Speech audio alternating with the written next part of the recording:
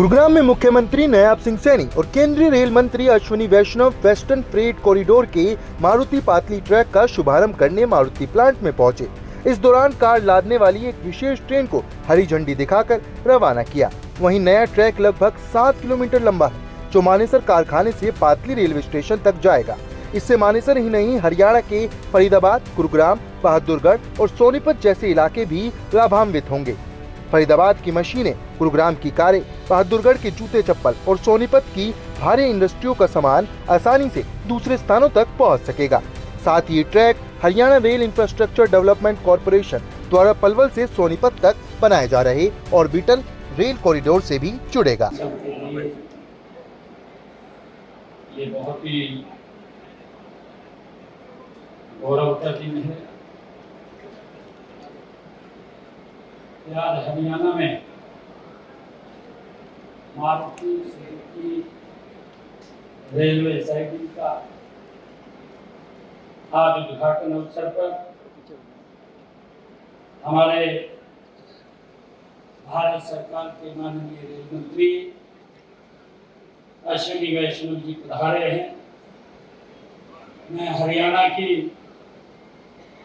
2 करोड़ 80 लाख लोगों की तरफ से आपका इस पवित्र भूमि पर, जो भगवान श्री कृष्ण की भूमि है, मैं आपका बहुत बहुत स्वागत और धन्यवाद करता हूं। आज इस अवसर पर हमारे मारुति सुजुकी के एमडी सीईओ हिसाशी ताकेउची और हमारे हरियाणा सरकार के उद्योग मंत्री राम नरवीर सिंह जी, गुरुग्राम के हमारे विधायक मुकेश शर्मा जी, हमारे पीडब्ल्यूडी पीएनआर के एसीएस विजेंद्र कुमार जी,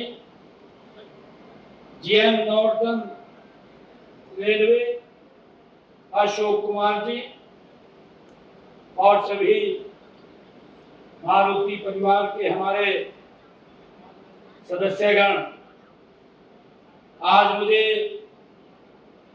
ये हम सब के लिए ये बड़ा गर्व का और गौरव का दिन है।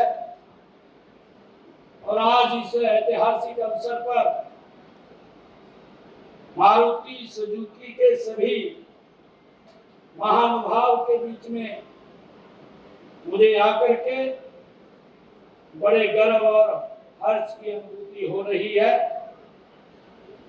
आज हम सब मिलकर के इस बात के साक्षी बन रहे हैं, जब हमारे मारुति सुजुकी मानेसर प्लांट ने भारत की सबसे बड़ी automobile in plant railway siding का लोकार्पण ये कर रही है। इस परियोजना पर लगभग 1,17,091 मिलियन रुपए खर्च हुए हैं।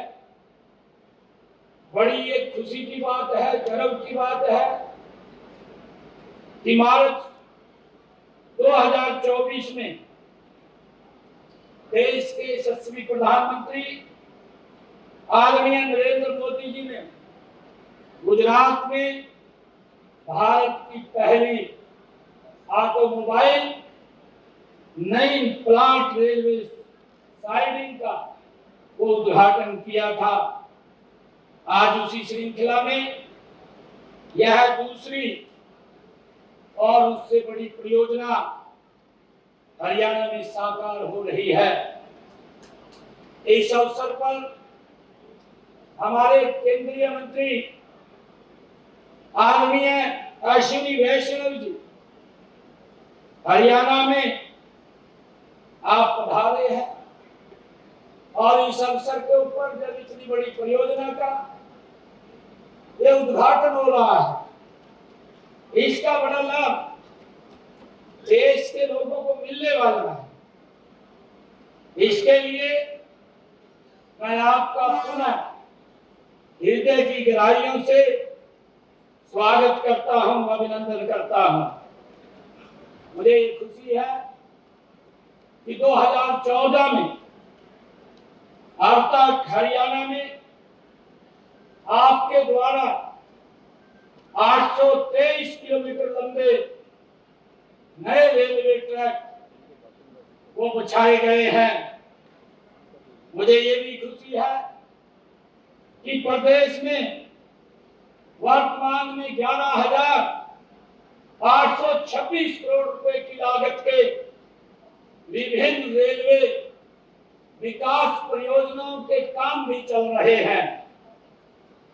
वित्त वर्ष 2025-26 में आपने देश के आम बजट में हरियाणा को रेलवे परियोजनाओं के लिए 3,416 करोड़ रुपया वो आवंटित किया है।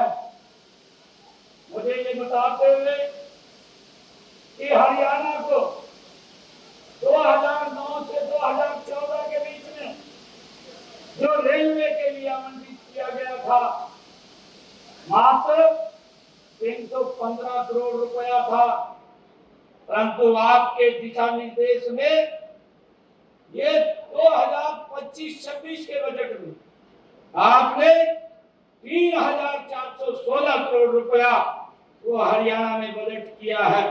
मैं इसके लिए आपका दिल से आभार भी प्रकट करता हूं।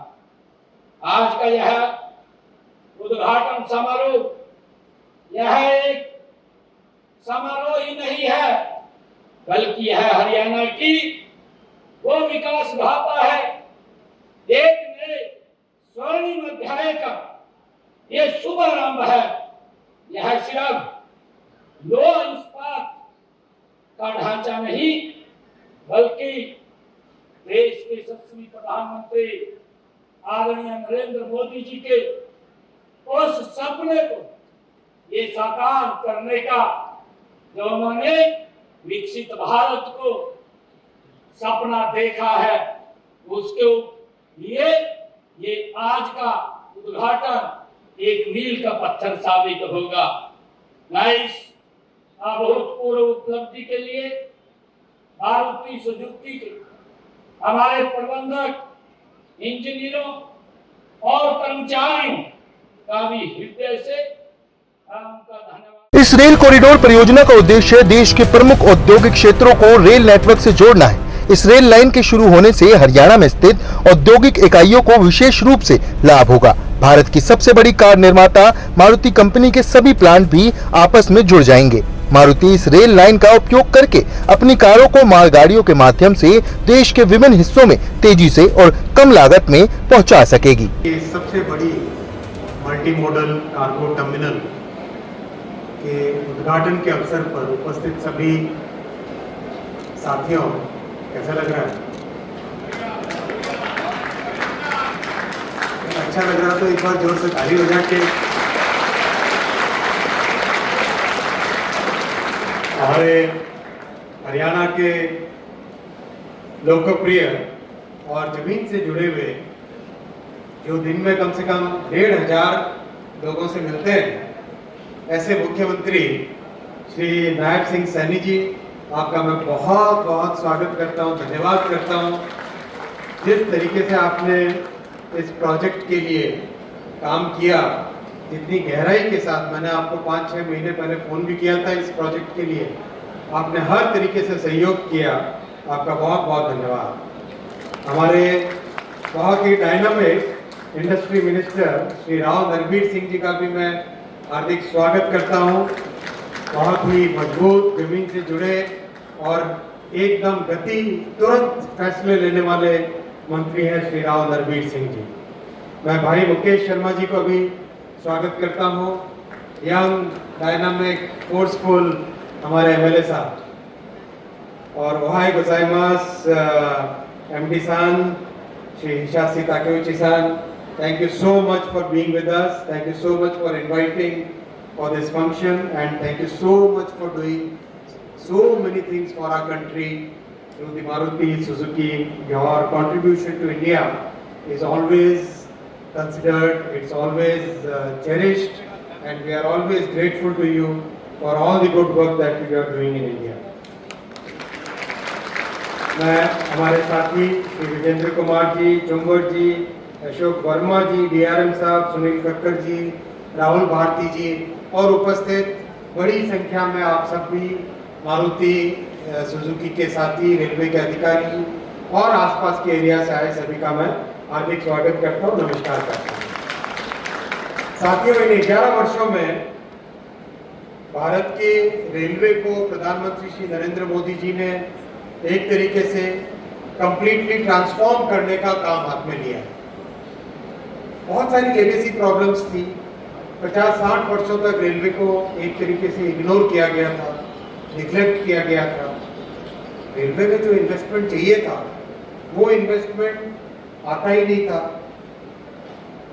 इतनी बड़े देश की इतनी बड़ी रेलवे और मात्र 25-30 हजार करोड़ का रेलवे के लिए इन्वेस्टमेंट होता था 2014 से पहले। ऐसे में जो पुराने लेगेसी प्रॉब्लम्स थे, उन प्रॉब्लम्स एक्यूमुलेट हो के बड़ी एक सीरियस समस्या में रेलवे था 2014 में। वहां से आज तक इन 11 वर्षों में मोदी जी ने एक सस्टेन्ड वे में, एक बहुत ही मेथोडिकल वे में रेलवे के डेवलपमेंट का काम किया। सबसे पहले रेलवे का बजट बढ़ाया। रेलवे का जो बजट 24-25 हजार करोड़ होता था उसको बढ़ा के 2.5 लाख करोड़ तक लेके आए। हर तरीके से प्रोजेक्ट के एग्जीक्यूशन पे फोकस किया। किस तरह से यात्रियों को नई सुविधाएं मिले उस पर ध्यान दिया। चाहे स्टेशन को नए तरीके स्टेशन बनाना हो, चाहे हम सबको ध्यान है पहले ट्रेन के अंदर टॉयलेट्स की व्यवस्था तक नहीं थी। एक छोटा सा होल सा बना रहता था और पूरी की पूरी पटरियां गंदी रहती थी, स्टेशन गंदे रहते थे। एक अलग ही रेलवे की देश में लोगों के मन में एक छवि सी बन गई थी और असुविधा रहती थी। वहाँ से लाके साफ सफाई, नए तरह की टेक्नोलॉजी, नए तरह के प्रोजेक्ट मैनेजमेंट, हर तरह से यात्रियों की सुविधा, हर तरह से इंडस्ट्री को कैसे जोड़ना, इन सब पे मोदी जी ने इन 11 वर्षों में बहुत ध्यान दिया और उसका परिणाम है आज कई लेगेसी इश्यूज, पुरानी समस्याएं एक एक करके समाप्त हो रही है और उसका लाभ भी देश को मिल रहा है, लाभ भी यात्रियों को भी मिल रहा है। आप सब जानते हैं कि पिछले 2-2.5 वर्षों में एक मुहिम चला के जनरल कोच बढ़ाने की व्यवस्था की गई थी। तो जनरल कोच बढ़ाने का काम आज इस लेवल पे पहुंचा है कि जस्ट 1 साल में करीब 1200 से ज़्यादा जनरल कोच बढ़ाए गए रेलवे में। और कल एक बहुत अच्छा ऐतिहासिक फैसला लिया गया। पैसेंजर गाड़ियों में अपग्रेडेशन कैसे किया जाए। पैसेंजर गाड़ियाँ हमारे छोटे डिस्टेंस में कम्यूटर्स जो शहर के आसपास रहने वाले लोग हैं या एक शहर से दूसरे शहर में जाने वाले लोग हैं, उनके लिए एक बड़ी सुविधा है। उस सुविधा को कैसे एक नया स्वरूप दिया जाए, वो व्यवस्था करने के लिए कल एक बड़ा फैसला लिया गया कि अब पैसेंजर गाड़ियों को अपग्रेड करने के लिए 100 मेन लाइन EMU, जिसको शॉर्ट फॉर्म में मेमो बोलते हैं, 100 ऐसी गाड़ियां बनाई जाएंगी जो मेन लाइन EMU है, मेमो, जो कि 16 कोच और 20 कोच की बनाई जाएगी। अभी जनरली मेमो बनती है 8 कोच या 12 कोच की, अब बनाई जाएगी 16 कोच और 20 कोच की। इससे देश में जितनी हमारी शॉर्ट डिस्टेंस की कम्यूट है, शॉर्ट डिस्टेंस का ट्रैवल है, उसका बहुत बड़ा लाभ होगा। तो ये 100 गाड़ियाँ बननी चालू होगी। एक नई फैक्ट्री बनी है काजीपेट में, तेलंगाना में, काजीपेट वारंगल में एक नई फैक्ट्री बन रही है। वहाँ पर 100 मेमू बनाने का काम चालू होगा। और एक दूसरा बड़ा फैसला लिया गया है 50 नई नमो भारत गाड़ियों का। नमो भारत एसी पैसेंजर है और ये 2 गाड़ियां जब बनी, एक पहली अहमदाबाद से भुज के बीच में चली और दूसरी बिहार में पटना से जयनगर के बीच में चली। दोनों ही गाड़ियों का रिस्पांस बहुत अच्छा है पैसेंजर्स की तरफ से। तो अब 50 और नमो भारत गाड़ियों को बनाने का फैसला लिया गया है, यानी 150 नई पैसेंजर गाड़ियां जब ट्रैक्स पे